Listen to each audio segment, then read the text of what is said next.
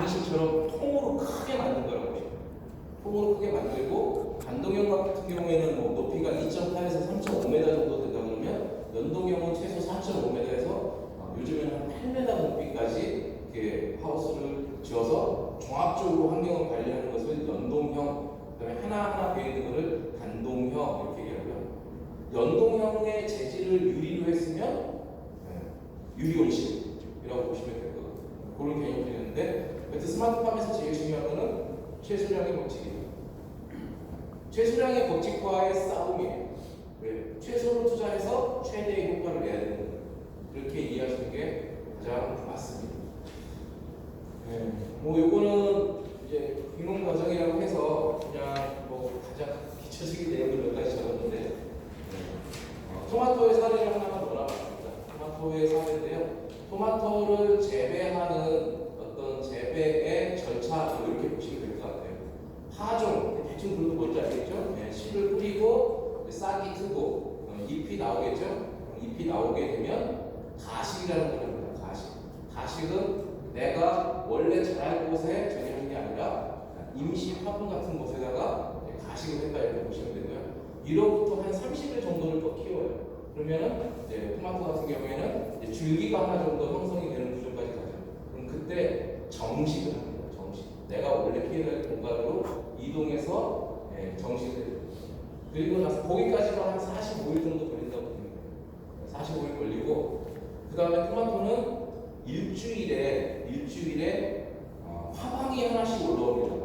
화방이라는 건 뭐냐면 꽃바구니라고 보시면 되고, 그러니까 꽃에서 열매가 맺히잖아요. 그러면 잎이 나오고 잎 위에 다시 꽃이 피거든요. 그럼 요 꽃,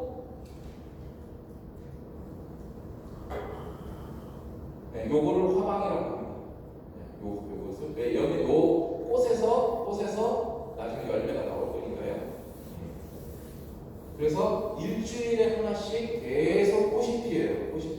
그럼 계속 또 일주일이 지나면 또 꽃이 하나 피고, 또 일주일이 지나면 또 꽃이 하나 피고, 또 일주일이 지나면 또 꽃이 하나 핍니다. 그래서 몇 주까지? 보통 35주 정도까지 얘네들이 생장을 합니다. 물론 이론적으로는 더 할 수도 있어요. 이론적으로 더 할 수 있어서 뭐 42주까지 가는 분도 있고, 뭐 상황에 따라서는 더 줄이는 분들이 있는데, 그래서 그런 식으로 해서 쭉 갑니다.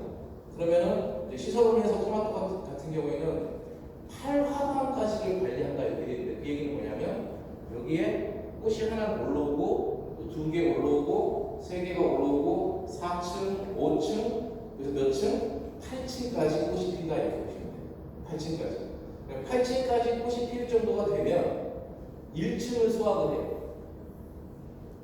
1층에 꽃이 폈죠? 그럼 좀 올라가죠? 그러면은 8층에 꽃이 피는 시점이 되면 이미 1층은 뭐를 해야 된다고?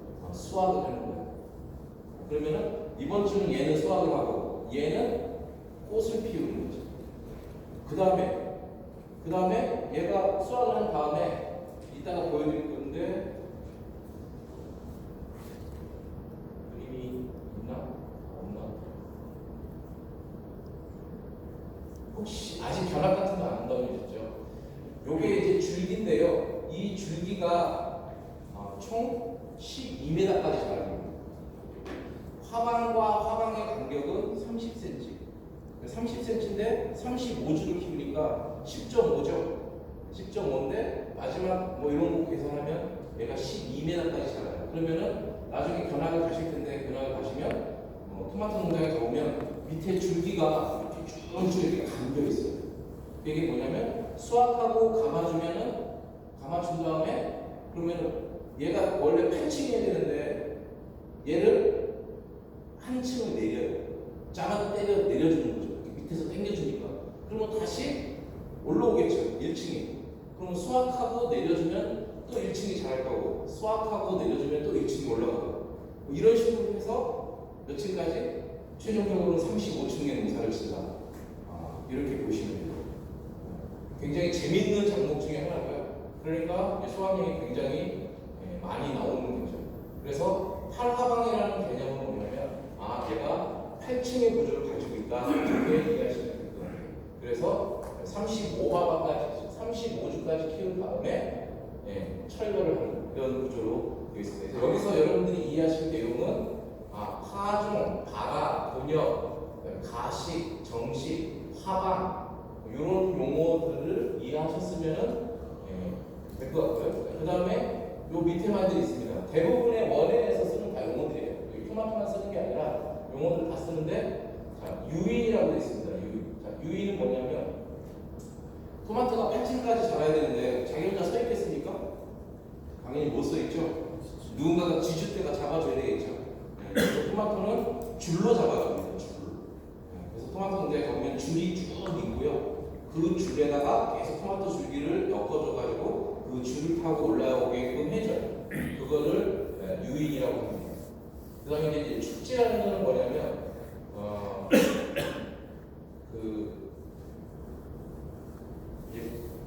이틀 있잖아요. 그럼 여기 수확을 했어요. 수확을 하면 그 수확한 얘를 밑으로 내리려면 거기에 잎도 있죠. 잎. 그쵸? 잎을 제거를 해줘야 됩니다. 근데 그 잎을 제거해 주는데 수확이 끝난 다음에 제거해주는 잎을 제거해준다 그러면 그거는 그냥 적염이라고 해요. 적염. 잎을 제거해준다. 근데 특징은 뭐냐면 토마토가 열매를 하나를 맺혀서 200g짜리 토마토를 만들기 위해서는 잎이 몇 개 필요할 거냐? 이것도 과학이거든요. 그러니까 결국에는 광합성을 해야 그 광합성 생성물질이 잎으로 이동을 할 거야. 열매를 이동을 하잖아요. 그럼 잎이 몇 개 필요하냐? 그러면 토마토가 스스로 결정한 게 3개예요. 잎이 3개 있으면 화방 하나를 매개 살릴 수 있다. 이렇게 토마토는 스스로 계산하는 겁니다. 그런데 가다 보면 잎이 4개가 나오는 경우도 있어요. 그럴 경우에는 떼줘야 돼요. 왜? 얘는 불필요한 애들입니다. 그런 거는 또 측치라고 하고요. 맨 밑에 수확이 끝난 다음에 제거해 주는 것을 이제 적용. 그리고 이 장마철이에요. 장마철. 장마철 해가지고 광합성이 절대 일어날 것 같지가 않아요. 그러면 어떻게 되냐면 공장을 3개를 돌리면 어차피 잎들이 다 제 역할을 못하니 지금은 햇빛이 부족해서 원재료가 부족해서 공장에 가동할 수 없으니까 잎을 하나 떼어주는 거예요. 그래서 잎을 2개로 공장을 운영하기도 합니다. 그런 것들을 이제 없나요? 적역이라고 하고요. 적화는 꽃이 몇 개 피냐면 품종에 따라서 딱 틀려요. 딸기나 토마토만 해도 12개 피는 것부터 20개 피는 것까지 품종에 따라 다 틀린데 결국에는 잎 3개가 노력을 해서 몇 개의 토마토를 몇 그램으로 만들 거냐 이제 고민을 하는 거거든요. 그거에 따라서 얘를 제거해 줍니다. 얘들 XXX 요거를 제거해 주는 거예요. 요거를 뭐라고 하냐면 우리가 적화 꽃을 제거해 준다. 그럼 몇 개를 남길 거냐? 이제 이것도 과학인 거예요. 몇 개를 남길 거냐? 그 얘기는 뭐냐면 토마토는 보통 우리나라의 기준에서는 200g 정도가 될 때 시장에서 가격이 제일 높습니다. 야, 250g이면 더 좋은 거 아니야? 아니에요. 250g 가격이 낮습니다. 150g은 왜 문제가 돼? 가격이 낮습니다. 우리나라는 200g인데 가격이 제일 높아요. 그러니까 우리나라 사람들은 200g의 표준 제품을 도매 시장에 출하하기 위해서 굉장히 노력을 하죠. 그런데 어쩔 수 없이 250g이 나오기도 하고 150g이 나오기도 하죠. 상품, 특품, 하품 이렇게 갈리면서요. 자, 그럼 내가 몇 개를 다룰 때 200g짜리를 최대한 많이 생산할 수 있느냐. 이것을 자기의 생육 기술하고 연결해서 맞춰주는 작업. 그래서 꽃을 처음에 몇 개를 제거해 줄 거냐. 그 다음에 조금 보다가 요 싸가지 없는 애들도 빼야 되겠다. 그래서 열매를 제거해 주는 거를 적과.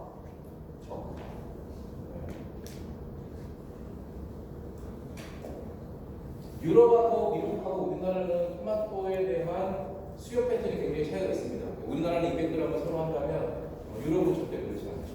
그래서 유럽은 뭐 포도송이 같은 그런 것도 선호하기 때문에 우리나라하고 굉장히 좀 차이가 있습니다. 적과 나머지는 다 아시는 용어죠. 요게 토마토에서만 쓰는 게 아니라 파프리카를 하건 딸기를 하건 농업 쪽에서 쓰는 용어는 이 정도 이해하시면 될 것 같습니다. 요거는 생략할게요. 요거는 나중에 토마토에 관심 있으신 분들이 어떻게 심어야 되는지를 좀 정리를 해볼까 이렇게 보시면 될 것 같고요. 너무 토마토적이니까. 요게 온실의 모습이거든요. 요게 난방관입니다. 난방관. 아래에서 레일을 따르는 거예요. 그러니까 이 안에는 뭐가 지나가고 있어요? 따뜻한 온수가 지나간다고 보시면 돼요. 그래서 온수가 지나가는 거와 함께 또 하나의 역할은 작업자의 구루마를 올려놓고 이동하는 이동 동선으로도 동시에 두 가지 역할을 하고 있습니다. 그렇죠? 그러면 지금 여기 같은 경우에는 바닥에다가 얘를 뭐라고 하냐면 배지라고 하는데 바닥에다가 이 배지를 하는 케이스고요. 대부분은 이런 식으로 바닥에서부터 일정 높이를 띄워서 중간에 배지를 형성을 해서 하고 있습니다. 요거는 뭐냐면 요 위치에 뭐를 양액을 공급해주는 장치. 그러니까 호스로 양액을 온 다음에 얘들을 하나씩 그렇게 드리퍼라고 하는데 얘를 꽂아가지고 한 주당 하나씩 수도꼭지가 달려있다. 양액 공급 꼭지가 달려있다. 이렇게 보시면 돼요. 요거를 이제 우리가 배지라고 합니다. 배지의 종류 이런 건 너무 어려우니까 그냥 기본적인 내용들을 이해하시면 될 것 같아요. 그리고 요게 이제 보통 이쪽 하방에서 이쪽 하방까지 요 길이를 30cm가 잘한다 이렇게 보시면 되고요. 여기서부터 여기까지 걸리는 시간은 일주일이 걸린다. 이렇게 보시면 됩니다. 조금 어려운 얘기 하나 이제 말씀드릴게요. 만약에 지금 드린 말씀까지 이해하시면 어디 가서 자랑하셔도 돼요. 영양생장, 생식생장 이런 말이 나와요. 보통 식물은 추운 겨울을 지나 따뜻한 봄 25도 정도의 평균 온도가 형성되면 꽃을 피기 시작합니다. 물론 품종마다 다르죠. 꽃이 피고 나면 이제 고온기가 와요. 그러면 뭐예요? 몸집을 늘려요. 그러니까 줄기와 꽃이 폈으니까 줄기와 뭐를 잎을 만듭니다. 그리고 여름철에 엄청나게 방아쇠를 막 해서 뭐를 해요? 그 공장에서 생산된 물질들을 막 이제 열매를 보내죠. 열매를 보내는데 갑자기 이제 온도가 떨어지기 시작해요. 왜 떨어지냐? 곧 겨울이 올 것 같아. 그러면 지금 나는 빨리 생식을 해서 내 후손들을 빨리 키워야 되겠구나 라고 해서 잎과 줄기의 역할이 감소되면서 걔들을 다 어디로? 열매 쪽으로 보내면서 열매를 빨리 해서 그 안에 씨가 있잖아요. 씨를 키우는 작업들을 하는 거예요. 그 다음에 추운 겨울을 대비하는 거죠. 자, 그래서 꽃을 피우기 위한 활동, 그 다음에 열매를 키우기 위한 활동을 우리는 뭐라고 하냐면 생식생장이라고 해요. 생식생장. 근데 꽃이 핀 다음에, 그 다음에 열매가 완전히 이제 생식대로 넘어가기 전에 뭐를 해요? 줄기와 잎이 막 크는 시기, 그거를 우리는 영양생장이라고 해요. 영양생장. 그러니까 원래 식물은 생식생장으로 시작했다가 영양생장을 하다가 생식생장을 하고 안녕히 계세요 하고 가는데 이 시설원에는 그 자연의 섭리를 다 무너뜨린 거예요. 그 얘기는 뭐냐면 아까 제가 87이라고 했죠. 87인데 맨 밑에서 뭐하고 있습니까? 수확하고 있죠. 근데 맨 위에서는 뭐하고 있어요? 꽃을 피우고 있죠. 꽃을 핀 다음에는 뭐 해야 돼요? 잎과 줄기를 만들어야 되겠죠. 방아쇠 생산물질 만들어야 돼요. 결국에는 뭐 해야 돼요? 이게 동시에 생식생장과 영양생장이 동시에 일어나고 있는 거예요.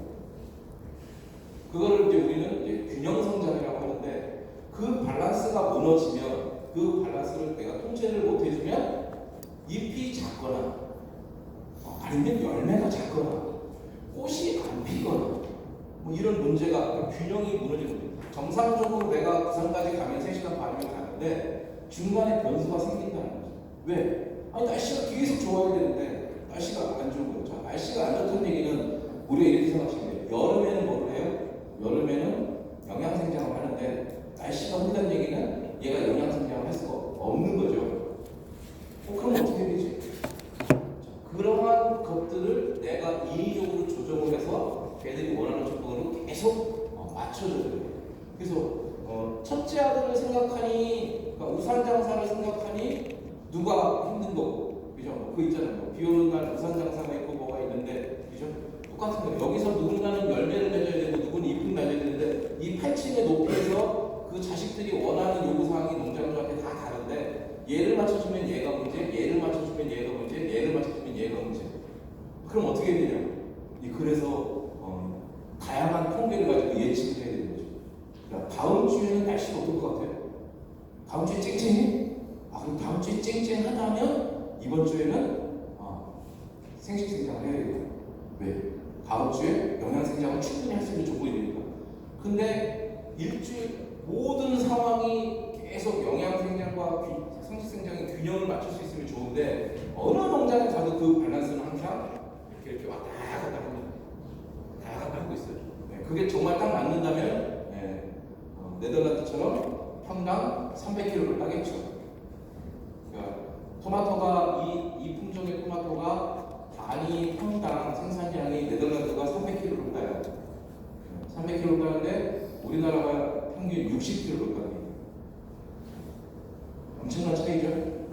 우리나라에서 가장 잘하는 선수가 190kg, 200kg 따는 선수가 몇 농가 있어요. 190kg, 200kg. 그 얘기는 그분들은 뭐래요? 최소한의 법칙과 영양생장, 생식생장, 생물이 원하는 거에 대한 환경 모든 조건들을 정말 기가 막히게 컨트롤하면서 맞춰주고 있는 거죠. 60kg 따시는 분들은 과거의 고정관념에 젖어 있거나 아니면 어떤 통제 포인트를 잘못 찾았거나 이제 주로 농장분들이 얘기하는 거는 종묘를 잘못 쌓았다. 대부분 이제 다 종묘를 내가 잘못 쌓았다고 말씀 많이 하시죠.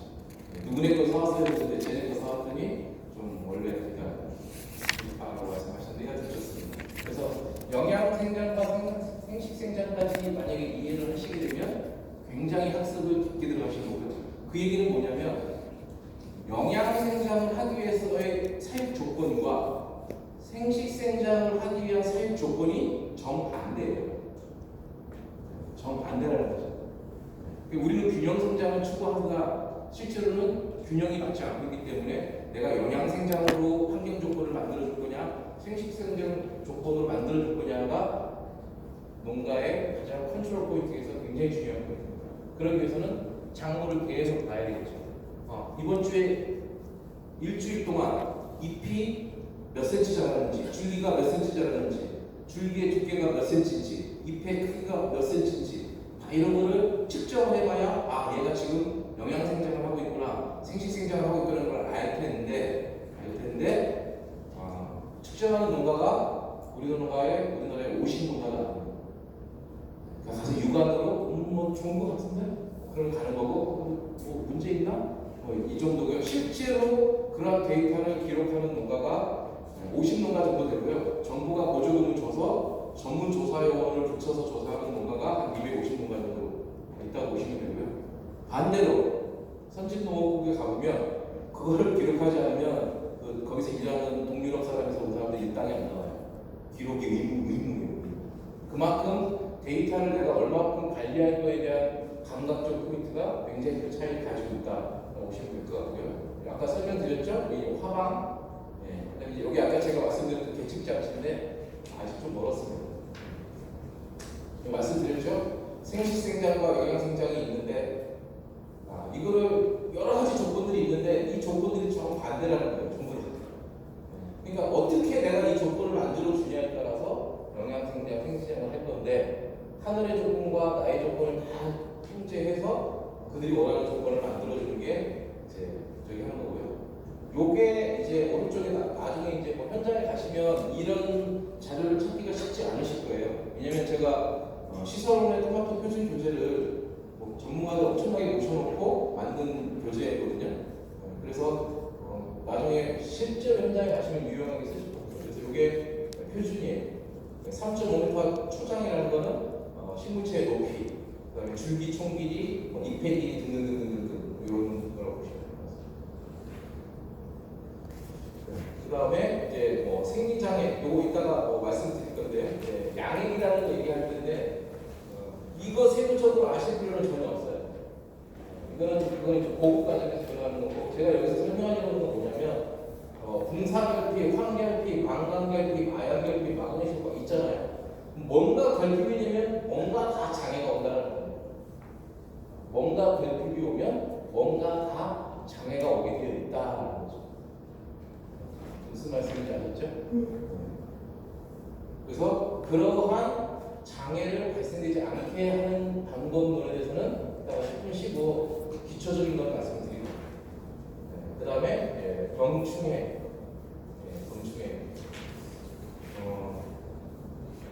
두 번째 있는 흉가로병 같은 경우가 농가에 가보면 거의 감기 정도처럼 자주 오는 질병 중에 하나죠. 감기 정도처럼 자주 오는 질병인데 잘하는 집에 가면 우리 집은 감기 안 걸리는데 라고 하거든요. 근데 제가 이제 공부를 하면서 이제 선진 농가들도 가보고 이제 그 해외에도 많이 나가보고 그러는데 요 병충해에 대해서는 이제 굉장히 이제 제가 꼭 처음 하시는 분들한테 말씀드리는 게 뭐냐면, 우리나라 농가에 갔었을 때, 농가에 갔어요. 시설로 농가에 갔는데, 자, 방역복을 입고 들어오세요. 방역복을 입고 들어오세요 하는 농가는 아마 한 번 만나기 쉽지 않을 정도로 없어요. 방역복을 입고 들어오세요라고. 근데 아까 제가 말씀드렸던 A 클래스 농가, 거기는 들어오게도 못하고요. 근본적으로 매직을 들어오게도 못하고, 뭐 백을 써서 들어가게 됐다 그러면 반드시 소독하고 방역복 착용하고 들어가고. 유럽에 가보면 방역복 안 입으면 거의 들어간다는 건 상상도 하지 않아요. 왜 그러냐면 제가 제 몸속에는 항상 저런 병균들이 이런데 다람쥐에 은연히 묻어 있는 거예요. 묻어 있다가 신발에 묻어 있다가 내가 그 집에 가서 살짝 번식을 시켜놓고 이렇게 나오는 그런 형태가 되는 거죠. 그리고 우리나라에 이제 저런 병충해가 생리장애는 영양에 관련된 거고요. 병충해는 뭐에 관련된 거예요? 방역 차단, 방역에 관한 상황입니다. 근데 우리나라 창문은 다 어떻게 열려 있냐면 옆창이 열려 있어요. 그걸 측창이라고 해요. 창문이 옆에 있다고 해서 측창. 근데 측창을 열면 바람이 들어오겠죠. 그럼 그걸로 뭐가 들어오냐면 바람과 함께 병해충이 같이 들어옵니다. 근데 농가들이 걱정이 되잖아요. 걱정이 되니까 여기 창문이 있어요. 그럼 창문 주변에다가 또랑을 팝니다. 혹시 병해충이 안 들어올까봐 또랑을 파가지고 거기서 병해충을 계속 키워요. 그래야 창문 열면 병해충이 들어오니까. 그러니까 온실 주변에, 온실 안 말고요. 온실 주변에 병해충의 근본적인 부분을 파리, 모기뿐만 아니라 해충이 자랄 수 있는 상황을 근본적으로 차단을 해야 되고요. 그 주변에다가 꽃 같은 거 심으면 안 됩니다. 꽃을 심는다는 얘기 뭐냐면, 야, 너 저쪽에 멀리 있는 애들 보고 빨리 오라는 얘기거든요. 근데 왜요? 우리 농장을 이쁘게 만들고, 아름다운 농장을 만들려고 또 꽃으로 유인하기도 하고, 또랑 파서 병해충 양성소도 만들기도 하고, 그거는 상식적으로 생각해도 근데 그렇게 하고 있습니다. 근데 우리나라는 근본적으로 또 그럼에도 불구하고 그 요인도 있지만 창문을 측창을 열다 보니까 옆집이나 저쪽 산 너머에 있는 많은 병해충들이 자연스럽게 잘 들어올 수 있는 구조로 되어 있어요. 그런데 연동형이라든가 유럽형을 가보면 측창은 유럽에는 거의 없다고 보셔도 돼요. 있는 데가 있긴 있는데 없다고 보시면 되고, 다 창문이 어디냐면 하늘 꼭대기, 최소한 6m에서 8m 위에 있는 하늘 꼭대기에 창문이 있습니다. 그러니까 당연히 덜 들어오겠죠. 굉장히 재밌는 사건. 2014년인가 그랬던 것 같아요. 아직도 그런 제품이 있긴 합니다만, 자, 창문을 엽니다. 바람이 저쪽에서 바람이 불어요. 그럼 초보자는 이 농장의 공기를 순환시키기 위해서 바람이 불면 이쪽 창문을 열어야 돼요. 왜? 바람이 시원하게 들어오니까. 그죠? 귀농하신 분들의 초보적인 생각. 그죠? 근데 큰일 나요. 그러면은 해충들아 빨리 돌아가는 얘기고, 반대쪽 창문을 열어야 되거든요. 반대쪽 창문을 열어야 되는데 어느 회사가 제품을 거꾸로 만든 거죠. 바람 부는 방향에 맞바람 부는 창문을 열게끔 이렇게 돼 있는데, 여하튼 바람 부는 방향에 반대쪽 창문을 열어야 되고, 그 다음에 천창, 하늘에 달린 창은 천창이라고 하는데, 그 천창도 바람 부는 방향에 반드시 반대쪽 창문이 열려야 돼요. 무슨 얘기죠? 그래서 해충들이 오다가 지나가고 바람을 순환해서 들어오는 그러한 구조로 다 되어 있는데, 아주 기본적인 상식에 의해서 아까 얘기했듯이 농장의 주변의 환경관리, 창문의 우리나라의 구조적인 창문의 문제, 그 다음에 그런 관리. 그래서 이제 잘하시는 분들은 거기에다가 천창에다가 뭐까지 하냐면 해충이 못 들어오게끔 망까지 심는 분들도 있어요. 근데 망을 심으면 뭐예요? 공기 유입률이 좀 떨어져요. 그리고 거기에 막 자꾸 이제 먼지가 끼니까 교체 주기를 빨리 해줘야 되니까 그 먼지 교체하고 있어 일이 바빠져요. 일 양이 많아지는 거죠. 그래서 이제 그런 거를 분석을 해봐야 돼요. 어떤 게 내 인생에 도움이 되는지, 어떤 게 내 인생에 도움이 되는지. 여튼 병해충 얘기 그런 얘기입니다. 지금 제가 말씀드린 게 이거예요. 병해충은 우리나라 같은 경우에는 발병을 하면 치료를 중심으로 합니다. 발병이 되면 치료를 중심으로 해요. 그래서 컨설턴트 분들한테 와서 야 우리 집에 지금 어떤 질병이 왔는데 온실가루이도 많이 오거든요. 자, 온실가루이가 왔다. 이거 어떻게 되냐? 약 뿌려. 약을 뿌려야죠. 그럼 약을 뿌리면 해충은 죽어요. 근데 식물도 같이 죽습니다. 근데 식물을 완전히 괴사하진 않아요. 근데 화방이 피어 있는데 꽃이 피어 있단 말입니다. 열매가 되어 있는 경우는 상관이 없어요. 열매가 되어 있는 경우에는 열매들이 이제 어느 저항성이 생겼기 때문에 약을 어느 정도 뿌려주는 걸로 가지고는 큰 피해를 입지 않는데 꽃이 피어 있는 상태에서 농약을 뿌려버리게 되면 그 화방은 써먹지가 못합니다. 그 얘기 뭐냐면 열매로 전환되지가 않아요. 그럼에도 불구하고 농약을 뿌립니다. 화방 하나에 농약을 뿌리면 그 농가에는 어떤 피해가 있냐면 35번을 수확을 해야 되는데 한 번 수확 못하는 거예요. 그쵸? 네. 걔는 씨알이 없는 놈입니다. 그럼 어떻게 하면 돼요? 일주일 기다리면 또 올라오죠. 그럼 그 얘기 뭐냐? 전체 수확량의 몇 프로? 35분의 1을 농약을 한번 세게 주면 날린다 이렇게 보시면 돼요.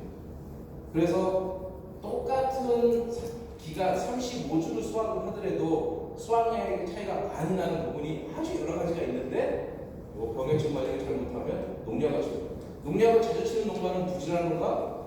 아니죠.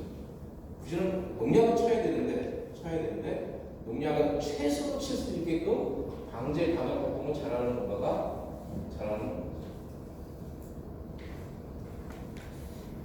그래서 이제 주로 오는 질병들을 보면 아까 제가 말씀드렸는데 거기 아실 필요 없어요. 나중에 고급 과정이니까 쭉 보시면 여기 결로라는 말이 되게 많이 나옵니다. 결로는 이슬이 맺혔다라고 보시면 돼요. 결로는 이슬이 맺혔다. 그러니까 식물체에 수분이 떨어지면 그 식물을 그렇게 좋아하지 않습니다. 우리는 그냥 집에서 막 물 주고 뿌리고 막 하죠. 그 식물마다 틀린데 여튼 시설원에서 하는 작물들은 결로가 굉장히 안 좋은 질병을 발생되는 가장 핵심적인 포인트예요. 그 얘기 뭐냐면 결로가 발생됐다는 얘기는 습도가 높다는 얘기죠. 습도가 높아야 이슬이 생기겠죠. 습도가 높으면 질병이 많아요. 그래서 대부분 여기 보시면 결로, 이슬, 여기 가습 쪽에 검은 점이 제일 많을 거예요. 그죠? 그래서 습도와의 이런 싸움들을 하고 있다. 이렇게 보시면 될 것 같습니다. 이제 1시간 했으니까요. 10분 쉬실 거고요. 그 다음에는 이제 지금 제가 아까 6가지 항목에 대해서 말씀을 드렸잖아요. 항목 하나하나 별로는